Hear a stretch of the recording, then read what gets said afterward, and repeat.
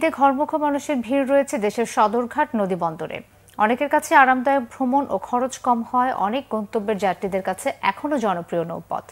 ঢাকা নদীবন্দর কর্মকর্তা বিআইডব্লিউটির যুগ্ম পরিচালক আলমগীর কবির জানিয়েছেন, নৌপথে যাত্রা এবার আবহাওয়া পরিস্থিতি বিবেচনায় রেখে সতর্কভাবে তারা কাজ করছেন। মিরাজ হোসেন গাজী রিপোর্ট। দেশের দক্ষিণাঞ্চলের বিভিন্ন জেলায় যাতায়াতকারীরা দুপুরের পর থেকেই আসতে থাকেন সদরঘাটে। এবারের ঈদে সাপ্তাহিক ছুটি যুক্ত হওয়ায় টানা এই ছুটিতে লঞ্চ টার্মিনালের যাত্রী চাপ কিছুটা কম। আরামদায়ক যাত্রা এবং তুলনামূলক খরচ কম হওয়ায় অনেকেই সপরিবারে লঞ্চে যাচ্ছেন ঈদের ছুটি কাটাতে।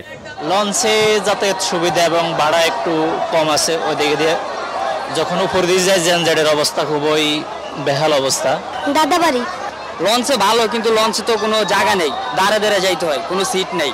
অপেক্ষা করে জোয়ারের জন্য, পরবর্তী জোয়ার না আসা পর্যন্ত লঞ্চ অপেক্ষা করে আমরা মানে বাড়িতে বা হাতিয়ার ঘাটে যেতে পারি না।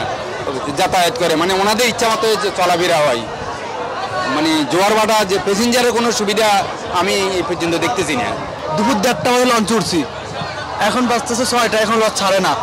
আর ঈদ উপলক্ষে ছাড়া আমরা 4টা বাজে আসলে 6টা বাজে লঞ্চ ছাড়া দেয়, এখন 6টা 6:30 বাজে লঞ্চ ছাড়ে না এখন পর্যন্ত।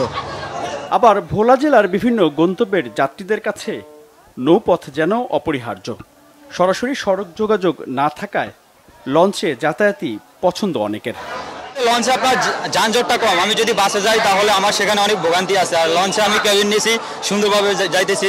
আমাদের বলাতে মনে করেন সুবিধা লঞ্চই বেশি, এজন্য আমরা লঞ্চে আসা যাওয়া করি। ভাড়া কম হিসেবে সুন্দরভাবে যাওয়া যায়, রিল্যাক্সে যাওয়া যায়, শান্তি, নদী ভ্রমণও একসাথে হয়ে যায়, মনটাও ফ্রেশ থাকে, তো সুন্দরভাবে যাওয়া। কারণ আমরা লাহারার দিয়া ওই বলা যায় আমাদের অনেক দুর্ভোগ হয়, অনেক সময় ট্রলারে যাওয়া লাগে বা নৌবাতে দুর্ঘটনা ঘটে, ওদিকে নদীটা খুব স্রোত। এদিকে সদরঘাটে বিআইডব্লিউটি এর ঢাকা নদীবন্দর কর্মকর্তা জানিয়েছেন, শতাধিক লঞ্চ সদরঘাট থেকে যাত্রী নিয়ে ছেড়ে যাচ্ছে দেশের বিভিন্ন গন্তব্যে। ঈদযাত্রা নিরাপদ রাখতে বিভিন্ন সংস্থার সাথে সমন্বয় করে কাজ করছে বিআইডব্লিউটিএ।